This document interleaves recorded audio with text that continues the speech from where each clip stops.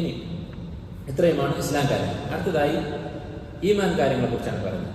ഇത്രയും പറഞ്ഞപ്പോൾ ജിബ്രീൽ അലൈഹിസ്സലാം ചോദിച്ചു, ഫഅഖ്ബിർനി അനിൽ ഈമാൻ, ഈമാൻ എന്താണ് എന്ന് പറഞ്ഞു തരിക. അപ്പോൾ ഇവിടെ ഒരു ചോദ്യം നമ്മുടെ മനസ്സിൽ തോന്നാവുന്നതാണ്, എന്താണ് ഇസ്ലാം ഈമാൻ തമ്മിലുള്ള വ്യത്യാസം?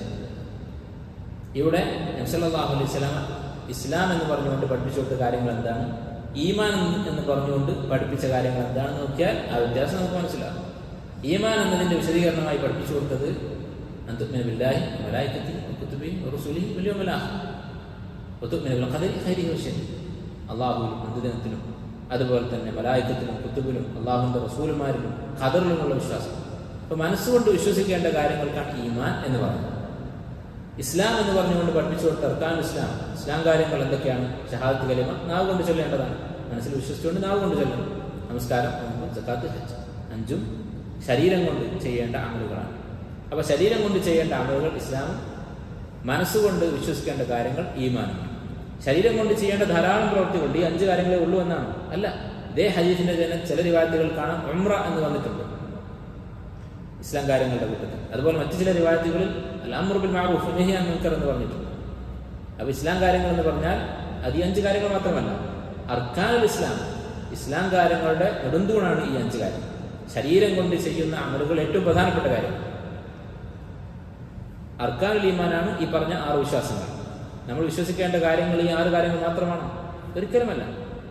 നമ്മൾ അന്ത്യദിനത്തിന്റെ അടയാളങ്ങൾ വിശ്വസിക്കുന്നില്ലേ? ദജ്ജാലിൽ നമ്മൾ വിശ്വസിക്കുന്നില്ലേ? ജിന്നുകളിൽ നമ്മൾ വിശ്വസിക്കുന്നില്ലേ?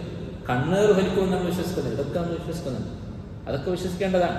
പക്ഷേ വിശ്വാസ കാര്യങ്ങളുടെ നെടുന്തൂണായിട്ടുള്ള അർക്കാനുകളായിട്ടുള്ള കാര്യങ്ങളാണ് ഈ 6 കാര്യങ്ങൾ. അപ്പോൾ ഒരു സംശയം വീണ്ടും തോന്നാം, ഇവിടെ ഇസ്ലാം കാര്യങ്ങൾ എന്ന് പറയുന്നത് ശരീരം കൊണ്ട് ചെയ്യേണ്ടതും ഈമാൻ കാര്യങ്ങൾ എന്ന് പറയുന്നത് മനസ്സുകൊണ്ട് വിശ്വസിക്കേണ്ടതുമാണ് എന്ന് പറഞ്ഞു. ഇപ്പോൾ സാധാരണ നമ്മൾ പറയാറുണ്ടല്ലോ, അഖീദയുടെ ദർസുകളിലൊക്കെ കേട്ടിട്ടുണ്ടാകും, അഖീദ പഠിപ്പിക്കുന്ന കിതാബുകൾ വായിച്ചിട്ടുണ്ടാകും, ഈമാൻ എന്ന് പറഞ്ഞാൽ മനസ്സുകൊണ്ടുള്ള വിശ്വാസവും നാവ് കൊണ്ടുള്ള സംസാരവും ശരീരം കൊണ്ടുള്ള അവയവവും ഇതൊക്കെ ഉൾക്കൊള്ളുന്നതാണ് ഈമാൻ. നമ്മൾ കഴിഞ്ഞ കിതാബിൽ പറഞ്ഞിട്ടുണ്ട്. അപ്പോൾ ഇവിടെ നിങ്ങളെങ്ങനെ വേർതിരിച്ചു ഈമാൻ എന്ന് പറഞ്ഞാൽ മനസ്സുകൊണ്ട് വിശ്വസിക്കേണ്ട കാര്യങ്ങൾ എന്ന് പറഞ്ഞതിൻ്റെ അടിസ്ഥാനം എന്താണ്? തെറ്റല്ലേ എന്നൊരു സംശയം തോന്നാം. എന്താണ് അതിനുള്ള മറുപടി? അതിനുള്ള മറുപടി ഇമാം ഇബ്നു റജബ് റഹിമഹുല്ലാഹ് ഈ കിതാബിൻ്റെ ഷർഹിൽ ജാമിഉൽ ഉലൂമിൽ ഹിക്മയിൽ പറഞ്ഞത് കാണാം. അതുപോലെ മുൻകാലങ്ങളായ പണ്ഡിതന്മാർ പലരും വിശദീകരിച്ചത് കാണാം. ദീനിലുള്ള ശരീഅത്ത് നമ്മൾ പഠിപ്പിച്ചിട്ടുള്ള ആശയങ്ങൾ, അതിൽ ചില വാക്കുകളുണ്ടാകും. അറബി ഭാഷയിൽ പൊതുവായിട്ടുള്ളതാണ്. എന്താണ്? അൽ ഉമൂമു വൽ ഖുസൂസ് എന്ന് പറയും. അൽ ഉമൂമു വൽ ഖുസൂസ് അൽ വജ്ഹി എന്ന് പറഞ്ഞാൽ, എളുപ്പത്തിൽ പറഞ്ഞാൽ മറ്റൊരു രൂപത്തിൽ മാത്രം പറയുന്നത് കാണാം. ഇത് ഇജ്തമഅ ഇഫ്തറഖ വ ഇഫ്തറഖ ഇജ്തമഅ. 2 വാക്കുകൾ, ആ 2 വാക്കുകളും ഒരുമിച്ച് പറഞ്ഞാൽ ആ രണ്ടിന് 2 അർത്ഥമായിരിക്കും. ആ 2 വാക്കുകളും 2 സമയത്തായിട്ട് പറഞ്ഞാൽ ആ 2 വാക്കുകൾക്കും ഒരേ അർത്ഥമായിരിക്കും. ഏതുപോലെ ഉദാഹരണത്തിന് മുമ്പ് വിശദീകരിച്ച അൽ ഫഖീർ ഉൽ മിസ്കീൻ, ഫഖീറും മിസ്കീനും രണ്ടിനും അറബി ഭാഷയിൽ ഏകദേശം ഒരേ അർത്ഥമാണ്, ദരിദ്രൻ എന്നാണ് അർത്ഥം. അത് രണ്ടും 2 സമയത്ത് പറയുകയാണ്. ഉദാഹരണത്തിന് നമ്മൾ നമ്മുടെ ഒരു ജോലിക്കാരനോട് അല്ലെങ്കിൽ മക്കളോട് പറഞ്ഞു കുറച്ച് പൈസ കൊടുത്തിട്ട് ഇതൊരു ഫക്കീറിന് കൊടുക്കണം എന്ന് പറഞ്ഞിട്ട് കുറച്ച് പൈസ കൊടുത്തയച്ചു. അവനൊരു ഫക്കീറിന് ഒരു സാധുവിന് കൊടുത്തു. പിറ്റേ ദിവസം നമ്മൾ അവനോട് പറഞ്ഞു ഇതൊരു മിസ്കീന് കൊടുക്കണം എന്ന് പറഞ്ഞൊരു തുക ഏൽപ്പിച്ചു. അപ്പോൾ അവനെന്ത് ചെയ്യാം? ഏതെങ്കിലും ഒരു മിസ്കീനെ ഏൽപ്പിക്കാം. നേരെ മറിച്ച് ഞാൻ അവൻ്റെ കയ്യിൽ ഒരു സംഖ്യ കൊടുത്തിട്ട് പറയാണ് ഒരേ സമയം ഇതിൻ്റെ പകുതി ഒരു ഫക്കീറിനും പകുതി ഒരു മിസ്കീനും കൊടുക്കണം എന്ന് പറഞ്ഞാലോ? അപ്പോൾ ഫക്കീർ ആരാണ് മിസ്കീൻ ആരാണെന്ന് അവൻ മനസ്സിലാക്കേണ്ടി വരും. കാരണം രണ്ടും 2 ആളുകളാണ്. അതുകൊണ്ടാണ് പകുതി ഫക്കീറിനും പകുതി മിസ്കീനും എന്ന് പറഞ്ഞത്. അപ്പോൾ എന്താണ് അറബിയിൽ ഫക്കീറും മിസ്കീൻ തമ്മിലുള്ള വ്യത്യാസം? എന്താണ് ശറഇൽ ഫക്കീറും മിസ്കീൻ തമ്മിലുള്ള വ്യത്യാസം എന്ന് പഠിക്കേണ്ടി വരും. അപ്പോൾ എന്താണ് വ്യത്യാസം? പല നിർവചനങ്ങൾ പണ്ഡിതന്മാർ പറയുന്നത് കാണാം സക്കാത്തിൻ്റെ ബാബിൽ. ചുരുക്കി പറഞ്ഞാൽ ഫക്കീർ എന്ന് പറഞ്ഞാൽ തീരെ ഇല്ലാത്തവൻ, മിസ്കീൻ കുറച്ച് ഉള്ളവൻ, ദരിദ്രൻ തന്നെയായിരിക്കും. ദരിദ്രരുടെ കൂട്ടത്തിൽ ഏറ്റവും ദരിദ്രനാണ് ഫക്കീർ, അതിൻ്റെ മുകളിലുള്ള ആളാണ് മിസ്കീൻ. ഇതാണ് വ്യത്യാസം. എന്നാൽ പൊതുവായിട്ട് പറഞ്ഞാലും നീ കുറേ ഫുഖറാക്കളെ വിളിച്ചു കൊണ്ടുവരൂ എന്ന് പറഞ്ഞാൽ ഫക്കീറിനെ മിസ്കീനൊക്കെ വിളിക്കാം. മിസ്കീന്മാരെ കൊണ്ടുവരൂ എന്ന് പറഞ്ഞാൽ ഫക്കീറിനെ മിസ്കീനെ കൊണ്ടുവരാൻ കുഴപ്പമില്ല. അതുപോലെയാണ് ഇസ്ലാമും ഈമാൻ. ഇസ്ലാം എന്ന് പറഞ്ഞാൽ അതിൽ മനസ്സുകൊണ്ടുള്ള വിശ്വാസങ്ങളൊക്കെ ഉൾപ്പെട്ടു. നമ്മൾ പറയാം മുസ്ലിമീങ്ങളെ സ്വർഗത്തിൽ പ്രവേശിച്ചോളൂ എന്ന് പറഞ്ഞാൽ ഈ അർക്കാൻ ഇസ്ലാമൊക്കെ വിശ്വസിക്കുന്ന ഒരാൾ ഖദറിൽ വിശ്വാസമില്ല, അവൻ സ്വർഗത്തിൽ പ്രവേശിക്കും? ഒരിക്കലുമില്ല. ഞാനൊരു മുസ്ലിമാണ് എന്ന് പറഞ്ഞാൽ ഞാൻ ഈ 5 കാര്യങ്ങൾ ചെയ്യുന്ന ആളാണ്, അതുപോലെ ബാക്കിയുള്ള ശാരീരികമായ കർമ്മങ്ങളൊക്കെ ശരീരം കൊണ്ട് ചെയ്യേണ്ട ആചാരങ്ങളൊക്കെ അനുഷ്ഠിക്കുന്നവനാണ് പക്ഷേ മലായിക്കത്തിൽ വിശ്വാസമില്ല, ഖദറിൽ വിശ്വാസമില്ല, അങ്ങനെയുള്ള ആളാണെന്നാണ് അർത്ഥം. അല്ല, ഇതൊക്കെ ഉള്ള ആൾക്കാണ് മുസ്ലിം എന്ന് പറയുന്നത്. അതുകൊണ്ടാണ് ഈ ഹദീസിന്റെ തന്നെ റിവായത്തിൽ കാണുന്നത് ഇബ്നു ഉമർ റളിയല്ലാഹു അൻഹു ഈ ഹദീസിന്റെ റിപ്പോർട്ടർ. ഉമർ റളിയല്ലാഹു അൻഹു റിപ്പോർട്ട് ചെയ്യുന്ന അടുത്ത റാവി ഇബ്നു ഉമറാണ്. ഇബ്നു ഉമർ എപ്പോഴാണ് ഈ ഹദീസ് പറയുന്നത്? ബസ്രയിൽ നിന്ന് 2 താബിഈങ്ങൾ അദ്ദേഹത്തിന്റെ അടുത്തേക്ക് വരികയാണ്. എന്നിട്ട് പറഞ്ഞു, ളഹറ മിൻ ഖിബലിന ഉനാസുൻ യുൻകിറൂന അൽ ഖദർ.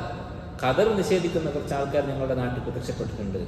അവർ പറയുന്നത് ലാ ഖദറ ഇന്നൽ അംറ ഉനുഫ്. അല്ലാഹു തആല മുൻകൂട്ടി ഒന്നും വിധിച്ചിട്ടില്ല. എല്ലാ കാര്യങ്ങളും ഈ ലോകത്ത് സംഭവിക്കുന്നത് അത് യാദൃച്ഛികമായി സംഭവിക്കുന്നതാണ്, അഥവാ അള്ളാഹു അറിയാതെ അങ്ങ് സംഭവിക്കുന്നതാണ്, സംഭവിച്ചു കഴിഞ്ഞിട്ടാണ് അള്ളാഹ് അറിയുന്നത് എന്ന് പറയുന്ന ഒരു കൂട്ടർ വന്നിട്ടുണ്ട് എന്ന് പറയുന്ന ഒരു കൂട്ടർ അവിടെ പ്രത്യക്ഷപ്പെട്ടിട്ടുണ്ട് എന്ന് പറഞ്ഞപ്പോഴാണ് ഇബ്നു ഉമർ റളിയല്ലാഹു അൻഹു എൻ്റെ ഉപ്പ ഇങ്ങനെ പറഞ്ഞിട്ടുണ്ട് എന്ന് പറഞ്ഞുകൊണ്ട് ഈ ഹദീസ് പഠിപ്പിച്ചു കൊടുക്കുന്നത്. എന്നിട്ട് അദ്ദേഹം പറയുന്നു, നീ അവരെ കണ്ടാൽ അവരോട് പറയണം അന്നീ ബരീഉം മിൻഹു, ഞാനും അവരും തമ്മിൽ യാതൊരു ബന്ധവുമില്ല. അത് അവർ മുസ്ലിം അല്ല എന്നതിൻ്റെ മറ്റൊരു ഭാഷ മാത്രമാണ്. അതുപോലെ തന്നെ അദ്ദേഹം പറഞ്ഞു, അവരോട് പറയണം ഖദറിൽ വിശ്വസിക്കുന്നത് വരെ അവർ മലകളോളം സ്വർണം സദഖ ചെയ്താൽ അല്ലാഹു സ്വീകരിക്കുകയില്ല. ആരുടെ അമലാണ് അല്ലാഹു സ്വീകരിക്കാത്തത്? കാഫിറുകളുടെ. അപ്പൊ ഖദറിൽ വിശ്വസിക്കാത്തവൻ കാഫിറാണ്, അതൊരു സംശയവുമില്ല. അപ്പോൾ ഇവിടെ മുസ്ലിം എന്ന് പറഞ്ഞാൽ ഇസ്ലാംകാരും ഈമാൻകാരും ഒക്കെ ഉള്ള ആളാണ് മുസ്ലിം. അതുപോലെ മുഅ്മിൻ എന്ന് പറഞ്ഞാലോ, ഞാൻ ഒരു മുഅ്മിനാണെന്ന് പറഞ്ഞാൽ അതുകൊണ്ട് ഉദ്ദേശിക്കുന്നത് എന്താ? നിസ്കരിക്കാത്ത ആളെന്നാ? അതുപോലെ സക്കാത്ത് കൊടുക്കാത്ത ആള്, ബാക്കിയുള്ള കാര്യങ്ങളൊക്കെ ചെയ്യുന്ന ആൾ എന്നാണ് അർത്ഥം? അല്ല, ഇസ്ലാം കാര്യങ്ങളും ഈമാൻ കാര്യങ്ങളും ഒക്കെ ഉള്ള ആൾക്കാണ് മുഅ്മിൻ എന്ന് പറയുന്നത്. പക്ഷെ 2 വാക്കുകളും കൂടി ഒരുമിച്ച് പറഞ്ഞാലോ, ഇസ്ലാം ഈമാനും എന്ന് പറഞ്ഞാലും ഇസ്ലാം കാര്യങ്ങൾ ശരീരം കൊണ്ട് ചെയ്യുന്നതും ഈമാൻ കാര്യങ്ങൾ മനസ്സുകൊണ്ട് വിശ്വസിക്കുന്ന കാര്യങ്ങളുമാണ്. അതാണ് ഇസ്ലാമും ഈമാനും തമ്മിലുള്ള വ്യത്യാസം. അപ്പോൾ ഇനി ഈമാൻ കാര്യങ്ങൾ നബി സല്ലല്ലാഹു അലൈഹി വസല്ലമ പഠിപ്പിച്ചു. തുഅ്മിന ബില്ലാഹി, അല്ലാഹുവിലുള്ള വിശ്വാസം. നേരത്തെ നമ്മൾ വിശദീകരിച്ചു, ലാ ഇലാഹ ഇല്ലല്ലാഹ് എന്ന് പറഞ്ഞതിൻ്റെ അർത്ഥം നമ്മൾ വിശദീകരിച്ചു. അപ്പോൾ മലായികത്ത്, മലക്കുകളിലുള്ള വിശ്വാസം. എന്താണ് മലക്കുകളുടെ വിശ്വാസം എന്ന് പറഞ്ഞാൽ? മലക്കുകൾ എന്ന് പറഞ്ഞാൽ നമുക്കറിയാം, അല്ലാഹു സുബ്ഹാനഹു വ തആല അവന്റെ വിധികൾ, തീരുമാനങ്ങൾ നടപ്പിലാക്കാൻ വേണ്ടി സൃഷ്ടിച്ചിട്ടുള്ള, പ്രകാശം കൊണ്ട് സൃഷ്ടിച്ചിട്ടുള്ള ജീവികളാണ്, മഖ്ലൂക്കുകളാണ്. അവർക്ക് അല്ലാഹുവിനെ ധിക്കരിക്കാൻ സാധിക്കുകയില്ല. ലാ യഅസൂന അല്ലാഹ മാ അമറഹും, അല്ലാഹു കൽപ്പിച്ച കാര്യങ്ങൾ ധിക്കരിക്കുകയില്ല. വയഫ്അലൂന മാ യുമറൂൻ, അവരോട് എന്ത് കൽപ്പിച്ചുവോ അതവർ അതുപോലെ ചെയ്യും. മലക്കുകൾക്ക് ബുദ്ധിയുണ്ടോ? അഖലുണ്ടോ? ചില ആളുകൾ പറയുന്നത് കാണാം, മലക്കുകൾക്ക് അഖലില്ല. അത് ശരിയല്ല. മലക്കുകൾക്ക് അഖലുണ്ട്. അഖലില്ല എന്ന് പറയുന്നത് ഒരു ഐബാണ്, ഒരു ന്യൂനതയാണ്. മലക്കുകൾക്ക് അങ്ങനെ ഒരു ന്യൂനത നമുക്ക് പറയാൻ സാധിക്കുകയില്ല, ആരോപിക്കാൻ സാധിക്കുകയില്ല. ബൽ ഇബാദുൽ മുക്രമൂൻ, വളരെ ആദരണീയരായ സൃഷ്ടികൾ എന്നാണ് അല്ലാഹു തആല അവരെ കുറിച്ച് പറഞ്ഞിട്ടുള്ളത്. ആദരണീയരായ അടിമകൾ. അപ്പോൾ അഖൽ അവർക്കുണ്ട്, പക്ഷെ അവർ അല്ലാഹുവിനെ ധിക്കരിക്കുകയില്ല, മാസിയത്ത് അവർ ചെയ്യുകയില്ല. മലക്കുകളെ കുറിച്ച് വിശ്വസിക്കേണ്ട കാര്യങ്ങൾ എന്താണ്? ഒന്നാമത്, അല്ലാഹു തആല പേരെടുത്ത് പറഞ്ഞിട്ടുള്ള മലക്കുകൾ പേരെടുത്ത് തന്നെ വിശ്വസിക്കുക. ജിബ്രീൽ, മികായിൽ, ഇസ്രാഫീൽ, അതുപോലെ തന്നെ മലക്കുൽ മൗത്ത്, അതുപോലെ നരകത്തെ സംരക്ഷിക്കുന്ന മലക്ക്, സ്വർഗത്തിന്റെ കാവൽക്കാരനായ റിദ്വാൻ. ഇങ്ങനെ അല്ലാഹു തആല ആരെക്കുറിച്ചൊക്കെ നമ്മൾ പഠിപ്പിച്ചിട്ടുണ്ടോ മലക്കുകളിൽ, അതിൽ അവരിൽ വിശ്വസിക്കുക. അതാണ് ഒന്നാമത്തെ കാര്യം. അതിലേറ്റവും പ്രധാനപ്പെട്ട ആളുകളാണ് ജിബ്രീലും മികായിലും ഇസ്രാഫീലും അല്ലെങ്കിൽ അസ്രാഫീൽ. ഈ 3 ആളുകളുടെ ജോലി എന്താണ്? ഓരോ മലക്കുകൾക്കും അല്ലാഹു തആല ഓരോ ജോലികൾ ഏൽപ്പിച്ചിട്ടുണ്ട്. ജിബ്രീൽ അലൈഹിസ്സലാമിന്റെ പ്രധാനപ്പെട്ട ജോലി വഹി ഇറക്കുക എന്നുള്ളതാണ്, അമ്പിയാക്കൾക്ക് വഹി കൊണ്ടുവരിക എന്നുള്ളതാണ്. മീകായിൽ അലൈഹിസ്സലാം മഴ പെയ്യിപ്പിക്കുക, ഇതൊക്കെ മീകായിൽ അലൈഹിസ്സലാമിന്റെ ജോലിയാണ്. മഴ പെയ്യിക്കുക, ചെടികൾ മുളപ്പിക്കുക. ഇസ്രാഫീൽ അലൈഹിസ്സലാം സൂറിൽ ഊതുക. അന്ത്യനാളിൽ മനുഷ്യരെല്ലാവരും മരിച്ചു പോകുന്ന നിലക്ക് സൂറിൽ ഊതും, ഒരു കാഹളത്തിൽ ഊതും. 2 തവണ ഊത്തുണ്ടാകും. ഒരു തവണ ഊതുമ്പോൾ എല്ലാ മനുഷ്യരും നശിച്ചു പോകും, മരിച്ചു പോകും. 2ാമത്തെ ഊത്തിൽ എല്ലാവർക്കും ജീവൻ ഉണ്ടാകും. ഇങ്ങനെയുള്ള 2 ഊത്തുകളുണ്ട്. നഫ്ഹു അസ്സഅഖ, അതുപോലെ തന്നെ നഫ്ഹു അന്നുശൂർ. എല്ലാവർക്കും ജീവൻ നഷ്ടപ്പെടാനുള്ള ഒരു ഊത്ത്, പിന്നീട് ജീവൻ ലഭിക്കാനുള്ള ഒരു ഊത്ത്, റൂഹ് അവരുടെ ശരീരത്തിൽ നിക്ഷേപിക്കാനുള്ള ഊത്ത്. അപ്പം ഈ 3 മലക്കുകളും ഏറ്റവും പ്രധാനപ്പെട്ട മലക്കുകളാണ്. അവരെക്കുറിച്ച് നബി സല്ലല്ലാഹു അലൈഹി വസല്ലം ഒരുമിച്ച് ഹദീസുകളിൽ പറഞ്ഞതായി കാണാം. അതിൽപ്പെട്ട അറിയപ്പെട്ട ഒരു ഹദീസാണ്, ഖിയാമുൽ ലൈൽ നമസ്കരിക്കുമ്പോൾ നബി സല്ലല്ലാഹു അലൈഹി വസല്ലം ചൊല്ലാറുള്ള ഒരു ദുആ ഇസ്തിഫ്താഹ്. നമുക്കറിയാം, നമസ്കാരത്തിന്റെ തുടക്കത്തിലുള്ള ദുആക്കാണ് ദുആ ഇസ്തിഫ്താഹ് എന്ന് പറയുന്നത്. അതിന്റെ പല രൂപങ്ങൾ ഹദീസുകൾ വന്നിട്ടുണ്ട്, പല ദുആകൾ വന്നിട്ടുണ്ട്. അതിൽപ്പെട്ട ഒരു ദുആ നബി സല്ലല്ലാഹു അലൈഹി വസല്ലം പറയുമായിരുന്നു, അല്ലാഹുമ്മ റബ്ബ ജിബ്രായീല വ മീകായില വ ഇസ്രാഫീൽ.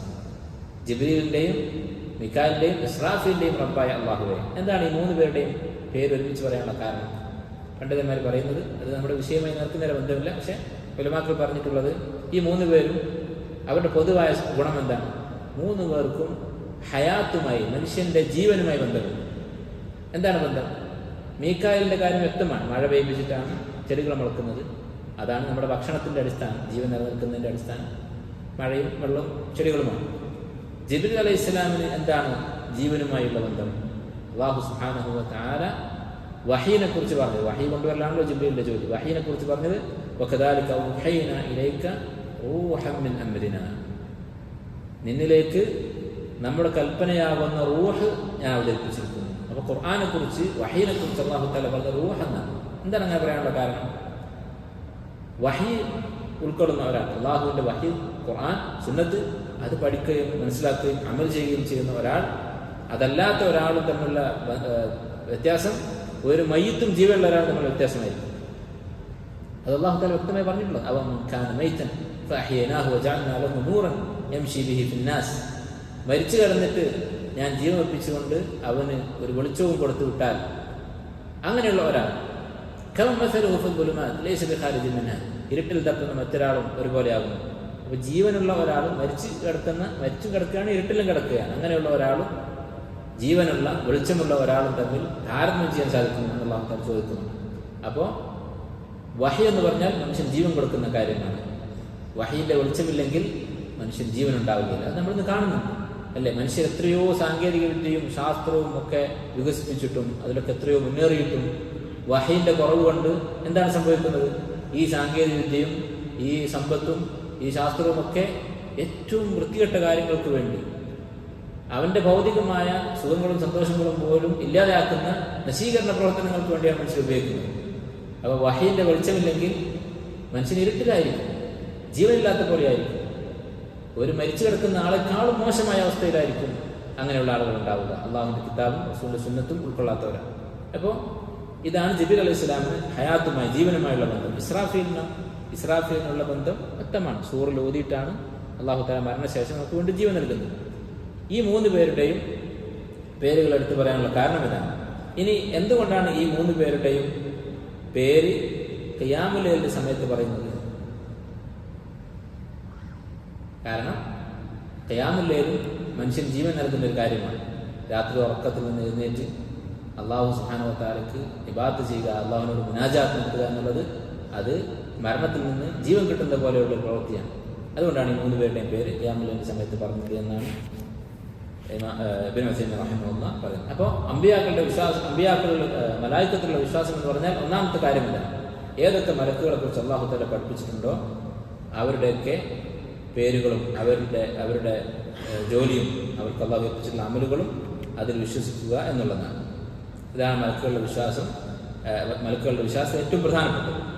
അതുപോലെ തന്നെ മലക്കുകൾ അള്ളാഹ്ക്ക് ഇബാദത്ത് ചെയ്തുകൊണ്ടിരിക്കുന്നവരാണ്.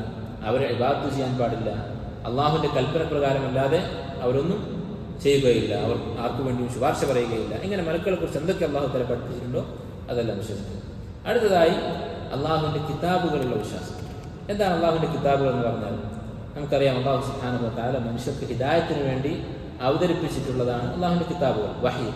ആ കിതാബുകൾ അള്ളാഹു തആല നൂഹ് അലൈഹിസ്സലാം മുതൽ മുഹമ്മദ് നബി സല്ലല്ലാഹു അലൈഹി വസല്ലം വരെയുള്ള മുർസലീങ്ങൾക്ക്, നബിമാർക്ക് അള്ളാഹു തആല വഹി നൽകി കിതാബുകൾ അവതരിപ്പിച്ചു.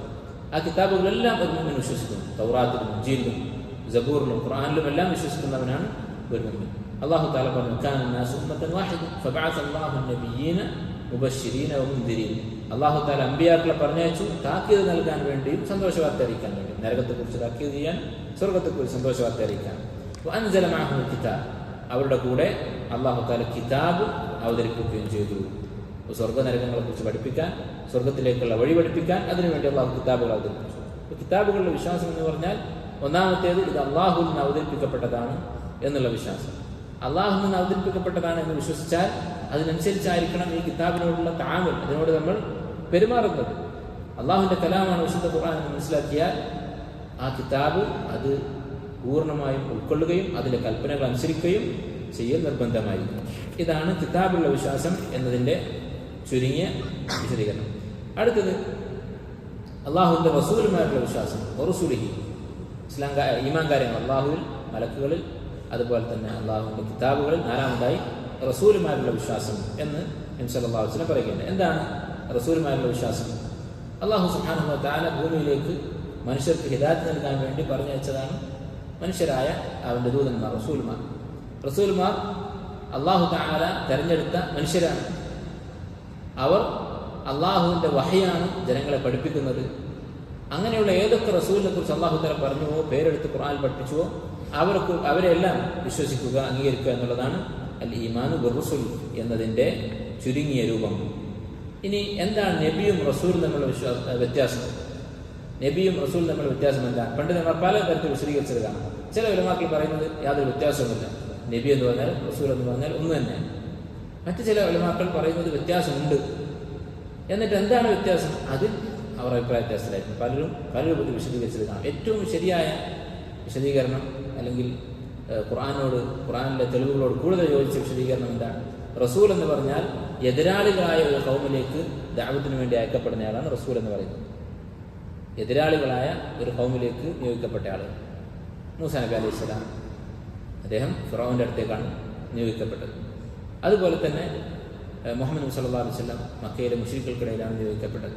എന്നാൽ ആദം നബി അലൈഹി സ്വലാം അദ്ദേഹത്തിൻ്റെ കാലത്ത് ജീവിച്ചിരിക്കുന്നവർ സ്വന്തം മക്കളാണ്, അവരെല്ലാവരും മുസ്ലിമീങ്ങളാണ്, അവരാരും എതിരാളികളല്ല.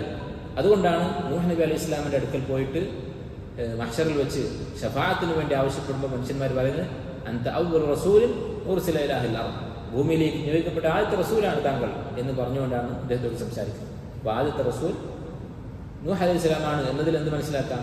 എതിരാളികൾക്കിടയിലേക്ക് ദഅവത്തിന് വേണ്ടി പറഞ്ഞേക്കപ്പെട്ട ആളാണ് റസൂൽ. നൂഹ് നബി അലൈഹി സ്വലാമിൻ്റെ കാലത്ത് മുശ്രിക്കുകളായിരുന്നു, ബിംബാരാധകരായ ആളുകളായിരുന്നു ഉണ്ടായിരുന്നത്. ഇതാണ് നബിയും റസൂലും തമ്മിലുള്ള വിശ്വാസം. എല്ലാ റസൂലുമാരിലും വിശ്വസിക്കുന്നവനാണ് ഒരു മുസ്ലിം. ഏതെങ്കിലും ഒരു റസൂൽ അവിശ്വസിച്ചാൽ അവൻ മുസ്ലിം അല്ല. ഒരാൾ മുഹമ്മദ് നബി സല്ലല്ലാഹു അലൈഹി വസല്ലമയെ വിശ്വസിക്കുന്നു, ഈസാ നബി വിശ്വാസമില്ല എന്ന് പറഞ്ഞാൽ അവൻ കാഫിറാണ്. ഒരാൾ മൂസാ നബി അലൈഹി ഇസ്ലാമിൽ വിശ്വാസമില്ലെന്ന് പറഞ്ഞാൽ അവൻ കാഫിറാണ്.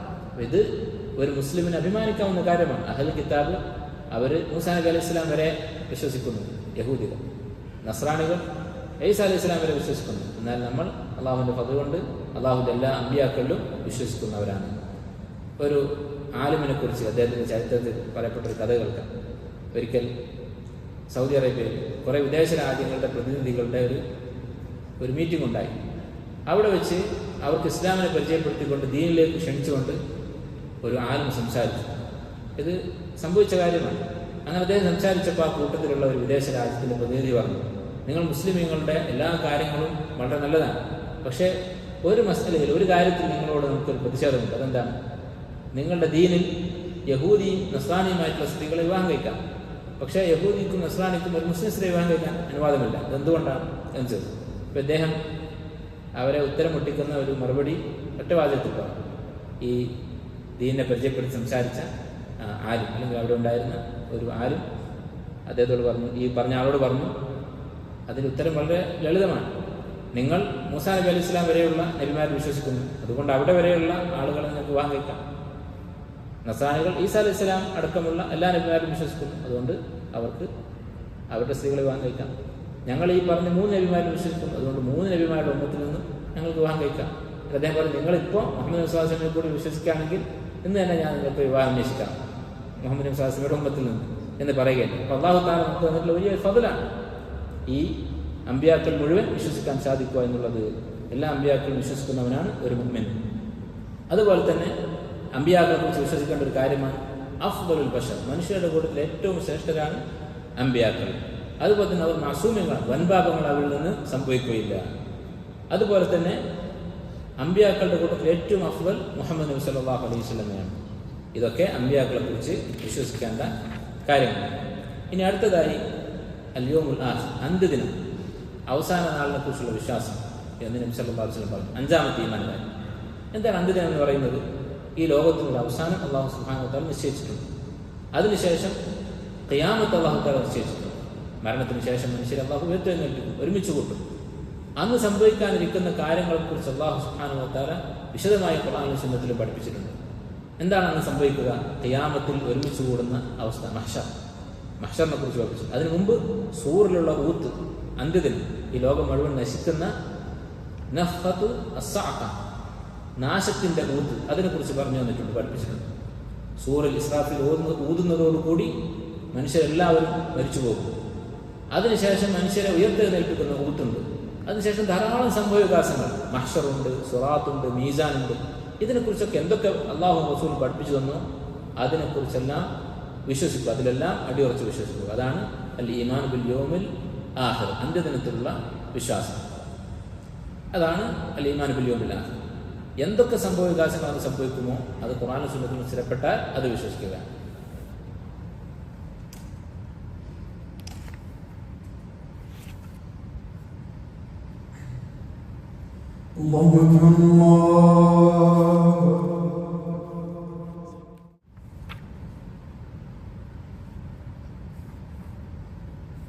നമ്മൾ പറഞ്ഞത് അഞ്ചാമത്തെ ഈമാൻ കാര്യം, അർക്കാൻ ഈമാനിൽപ്പെട്ട അഞ്ചാമത്തെ കാര്യം അൽ യൗമുൽ ആഖിർ, അന്ത്യദിനത്തിലുള്ള വിശ്വാസം എന്ന് പറഞ്ഞു.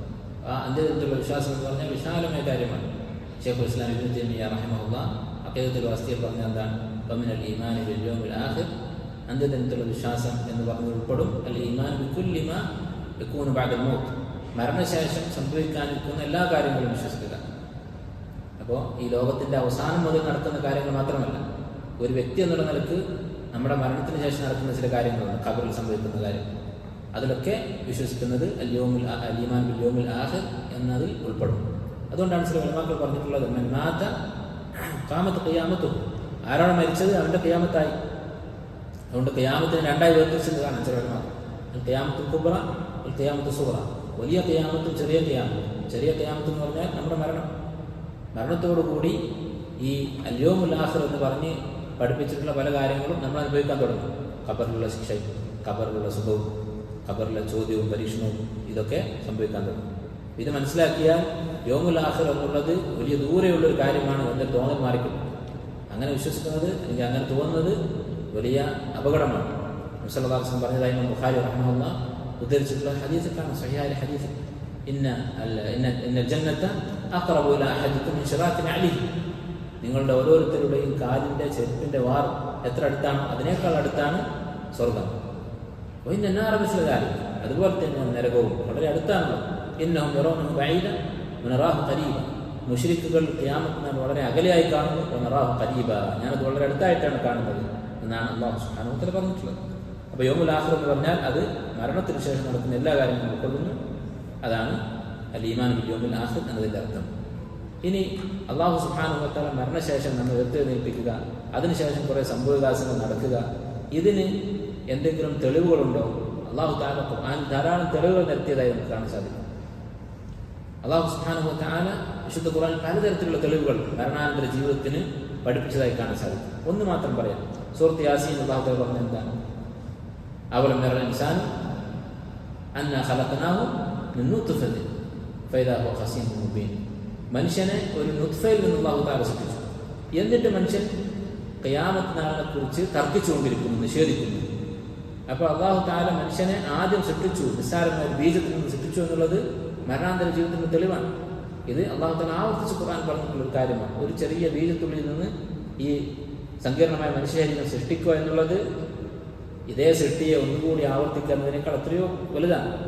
അതുകൊണ്ട് തന്നെ മരണാനന്തരമുള്ള ജീവിതം എന്നുള്ളത് അള്ളാഹുവിനെ സംബന്ധിച്ചിടത്തോളം മരണാനന്തരം ഒരു പ്രാവശ്യം കൂടി സൃഷ്ടി നടത്തുക എന്നുള്ളത് നിസ്സാരമാണ്. ഇങ്ങനെ ധാരാളം തെളിവുകൾ ഖുർആൻ അല്ലാഹു തആല വിശദീകരിച്ചത് പഠിപ്പിച്ചത് കാണാൻ സാധിക്കും. ആകാശഭൂമികളുടെ സൃഷ്ടി, അതുപോലെ മനുഷ്യനെ ആദ്യമായി സൃഷ്ടിച്ചത്, അതുപോലെ മഴ പെയ്യിപ്പിച്ച് ഭൂമിയിൽ ചെടികളെയും സസ്യങ്ങളെയും മുളപ്പിക്കുന്നത്, ഇതൊക്കെ അല്ലാഹു തആല മരണശേഷം നമ്മെ വീണ്ടും ജീവിപ്പിക്കാൻ കഴിവുള്ളവനാണ് എന്നതിൻ്റെ തെളിവുകളാണ്. അതുപോലെ അവസാനമായി നബി സല്ലല്ലാഹു അലൈഹി വസല്ലം പഠിപ്പിച്ചു വതുഅ്മിനു ബിൽ ഖദരി ഖൈരിഹി വശർരിഹി, ഖദറിൽ വിശ്വസിക്കുക എന്നുള്ളത്. എന്താണ് ഖദറിലുള്ള വിശ്വാസം എന്ന് പറഞ്ഞാൽ? അള്ളാഹുവിൻ്റെ വിധിയിലുള്ള വിശ്വാസം. നന്മയും തിന്മയുമായി എന്തൊക്കെ നമ്മുടെ ജീവിതത്തിൽ സംഭവിക്കുന്നുവോ അതെല്ലാം അള്ളാഹുവിൽ നിന്നുള്ളതാണ് എന്നതാണ് ഖദർ എന്നതിൻ്റെ അർത്ഥം. അള്ളാഹുവിൻ്റെ വിധിയിലുള്ള വിശ്വാസം. ഖദറുള്ള വിശ്വാസത്തെക്കുറിച്ച് ചുരുക്കി പറയാം. ഇൻഷാ അല്ലാഹ് അടുത്ത ദിവസം വിശദമായി ഖദറുള്ള വിശ്വാസത്തെക്കുറിച്ച് മാത്രം വിശദീകരിക്കാം. ചുരുക്കി പറഞ്ഞാൽ എന്താണ് ഖദറുള്ള വിശ്വാസം?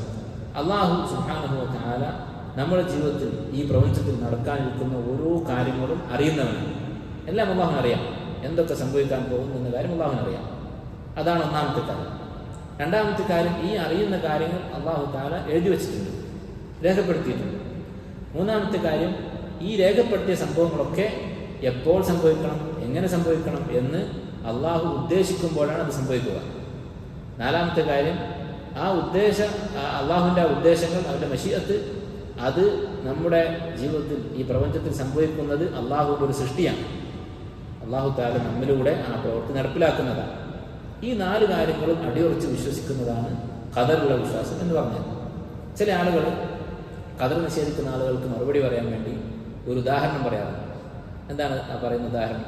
ഒരു അധ്യാപകൻ്റെ ഉദാഹരണം പറയാം അല്ലേ. അള്ളാഹു സുബ്ഹാനഹു വ തആല മുൻകൂട്ടി വിധിച്ചിട്ട് ആ വിധിയുടെ അടിസ്ഥാനത്തിലാണ് നമ്മുടെ പ്രവൃത്തികൾ നടക്കുന്നത്. പിന്നെ നമ്മെ അവൻ ശിക്ഷിക്കുന്നതിൽ എന്തർത്ഥമാണുള്ളത് എന്ന് സാധാരണ ചോദിക്കാറുണ്ട്. ആ ചോദ്യത്തിന് മറുപടി പറയാൻ വേണ്ടി ഒരു ഉദാഹരണം പറയും. എന്താ ഉദാഹരണം? ഒരു അധ്യാപകൻ്റെ ഉദാഹരണം. അധ്യാപകൻ പഠിപ്പിച്ചതുകൊണ്ട് ഒരു വർഷം അല്ലെങ്കിൽ അതിനേക്കാൾ കൂടുതൽ കാലം പഠിപ്പിക്കുന്ന ആളായതുകൊണ്ട് തൻ്റെ വിദ്യാർത്ഥികളുടെ സ്വഭാവം അവനറിയാം. ആരൊക്കെ ജയിക്കും, ആരൊക്കെ തോൽക്കുമെന്ന് മുൻകൂട്ടി അറിയാം. അങ്ങനെ മുൻകൂട്ടി അറിയുന്ന അധ്യാപകൻ പരീക്ഷ നടത്തുന്നു. ജയിച്ച ആളുകൾക്കുള്ള അദ്ദേഹം ഒരു സമ്മാനം കൊടുക്കുന്നു, തോറ്റവരെ ശിക്ഷിക്കുന്നു എന്ന് വിചാരിക്കും. അപ്പോൾ മുൻകൂട്ടി അറിയുന്ന ഈ അധ്യാപകൻ എന്തുകൊണ്ടാണ് ശിക്ഷിച്ചത് എന്ന് ചോദിക്കുന്ന അർത്ഥമുണ്ടോ? ഇല്ല എന്ന് പറയും. ഈ ഉദാഹരണം ശരിയാണോ? ശരിയല്ല. കാരണം ഈ അധ്യാപകനാണോ അവരെ കൊണ്ട് ചെയ്യിപ്പിക്കുന്നത്, പരീക്ഷ എഴുതിപ്പിക്കുന്നത്? ഈ അധ്യാപകനാണോ? അധ്യാപകന്റെ ഉദ്ദേശം അനുസരിച്ചാണോ അതിന് ഉത്തരം വരുന്നത്? അല്ല.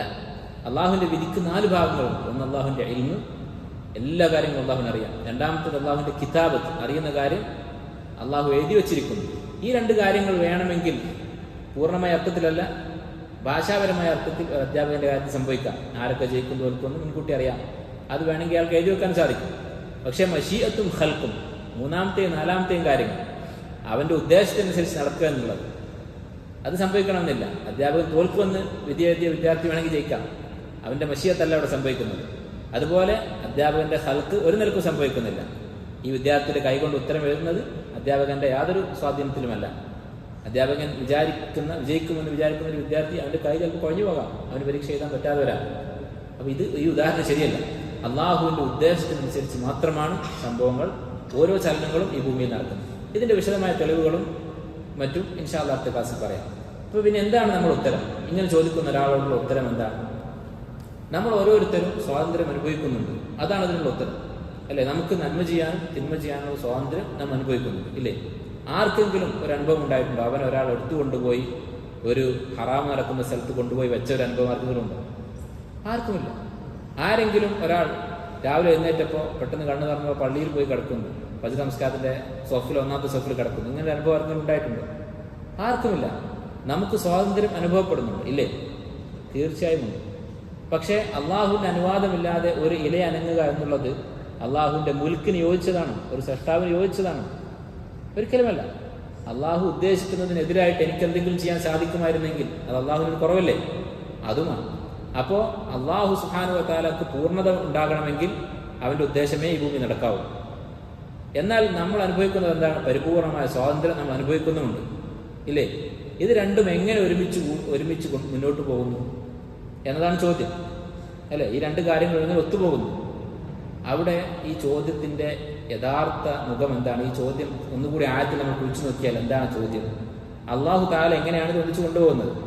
അവന്റെ പരിപൂർണമായ മശീഅത്തും അവന്റെ ഉദ്ദേശം നടപ്പിലാക്കുക എന്നുള്ളതും നമുക്ക് പൂർണ്ണമായ സ്വാതന്ത്ര്യം തരിക എന്നുള്ളതും, ഇത് രണ്ടും അള്ളാഹു എങ്ങനെ ഒന്നിച്ചു മുന്നോട്ട് കൊണ്ടുപോകുന്നു? യഥാർത്ഥത്തിൽ ചോദ്യം എന്താണ്? അള്ളാഹു തആല ഒരു പ്രവൃത്തി എങ്ങനെ ചെയ്യുന്നു എന്നാണ് ചോദ്യം. അള്ളാഹുവിനെ കുറിച്ച് നമ്മൾ മുമ്പേ പറഞ്ഞിട്ടുണ്ട്, എങ്ങനെയെന്നുള്ള ചോദ്യമില്ല അള്ളാഹിനെ കുറിച്ച്. അള്ളാഹു സുബ്ഹാനഹു വ തആല അവൻ ചെയ്യുന്ന പ്രവൃത്തികൾ എങ്ങനെയെന്നൊരു ചോദ്യമേ ഇല്ല. അത് അള്ളാഹുവിന് കഴിയും. അതിനെക്കുറിച്ച് ചിന്തിക്കാൻ നമ്മുടെ ബുദ്ധിക്ക് സാധിക്കുകയില്ല. അതുകൊണ്ടാണ് ചില സഹാബത്ത് പറഞ്ഞതായി കാണുന്നത് അൽ ഖദറു സിർറുല്ലാഹ്, ഖദർ എന്ന് പറയുന്നത് അള്ളാഹുവിന്റെ രഹസ്യമാണ് എന്ന് പറഞ്ഞാൽ ഇതെങ്ങനെ പോകുന്നു എന്നുള്ളത് അള്ളാഹുവിന്റെ കയ്യിലുള്ള ഒരു രഹസ്യമാണ്. ഫലാ തക്ഷിഫു, അത് നിങ്ങൾ അന്വേഷിക്കാൻ ശ്രമിക്കരുത്. അന്വേഷിച്ചാൽ മനസ്സിലാക്കാൻ സാധിക്കുകയില്ല. ഇതാണ് ചുരുങ്ങിയ രൂപത്തിലുള്ള ഉത്തരം. ഇനി ഇൻഷാ അല്ലാഹ് ഖദറിന്റെ വിശദമായ വിശദീകരണങ്ങൾ, ഈ 4 മർത്തബകളെ കുറിച്ച് അതിന്റെ ദലീലുകളും, അതുപോലെ തന്നെ ഖദറിനെ കുറിച്ചുള്ള ചില ശുബഹത്തുകൾക്കുള്ള മറുപടികളും, അതുപോലെ ഈ ഹദീസിന്റെ മറ്റ് 2 വിഷയങ്ങൾ. ഈ ഹദീസിലെ 4 കാര്യങ്ങൾ, 2 കാര്യങ്ങൾ നമ്മൾ പറഞ്ഞു. ഇസ്ലാമും ഈമാനും പറഞ്ഞു. ഇനി ഇഹ്സാൻ എന്താണ്, അശ്റാത്തു സാഅ എന്താണെന്നുള്ളത് അടുത്ത ക്ലാസ് നമുക്ക് വിശദീകരിക്കാം.